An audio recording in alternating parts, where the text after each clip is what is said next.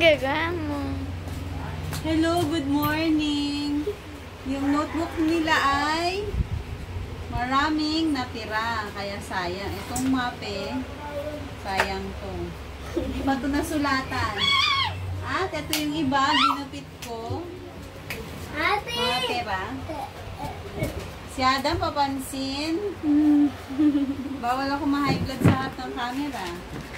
Ayun na, yung notebook. May natirang ilan to? Hindi ko nabibilangin. 99? Yan. Ito yung Pilipino niya. May natira siya, oh. Gugupitin natin yan. No! Gagamitin natin to pa nag-exam tayo. O kaya, pag gusto nyo Drawing. kasi sayang naman kung itatapon lang. O kaya, scratch. Pag mamamalengke si mami, ililista yung kailangan. Ayan. Wag! Iipon ko nga yan eh. Oh.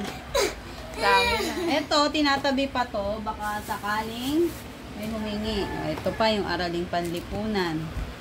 Ayan, marami din to natira. Oh. Oh, Wow!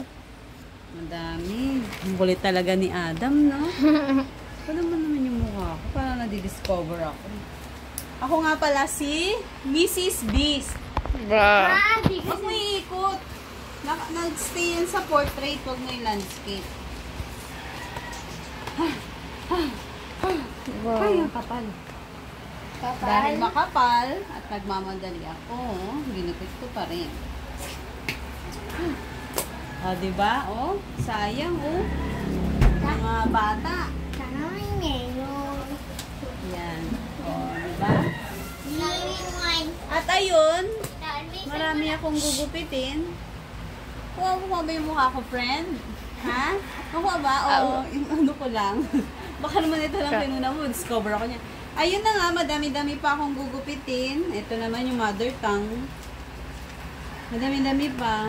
Eh, alin ba I-share ko lang yung ginagawa namin. Ito English, bago to.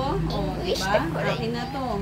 Akin Nakatahin na to, hindi na to writing file. Okay, doon nagtatapos ang aking i-share sa inyong Goodbye.